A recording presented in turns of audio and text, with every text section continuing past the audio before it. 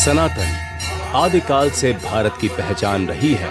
मंदिरों की गूंजती घंटियां, प्रार्थना के स्वर, आस्था के पवित्र स्थल और ईश्वर में अटूट विश्वास, यही भारत का मूल स्वरूप है।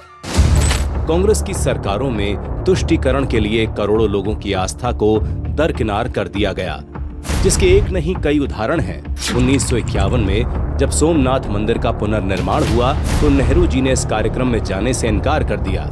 इतना ही नहीं, नेहरू जी चाहते थे कि तत्कालीन राष्ट्रपति डॉक्टर राजेंद्र प्रसाद भी इस कार्यक्रम में शामिल न हों।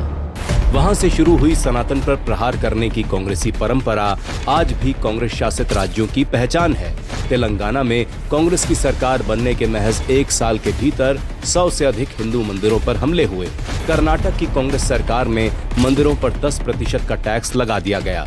2022 में भी राजस्थान में कांग्रेस की सरकार में अतिक्रमण हटाने के नाम पर 300 साल पुराने शिव मंदिर को ध्वस्त कर दिया गया।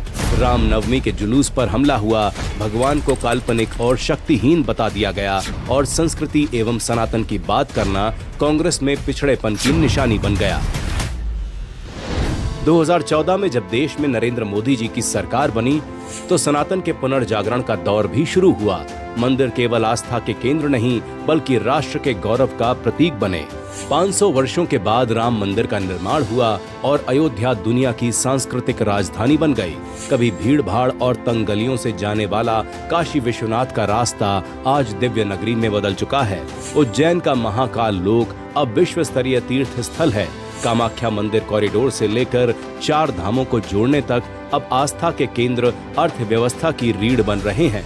स्वदेश दर्शन, प्रसाद, हृदय जैसी योजनाएं भारत की विरासत को विकास का प्रतीक बना रही हैं।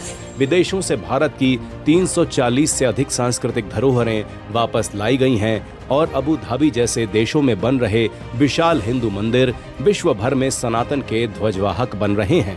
कांग्रेस ने जहां संस्कृति को बोझ समझा, वहीं मोदी सरकार ने उसे भारत की आत्मा माना। एक तरफ हम अपने गौरवशाली अतीत की ओर लौट रहे हैं और दूसरी तरफ विकसित भारत के लक्ष्य की ओर आगे बढ़ रहे हैं।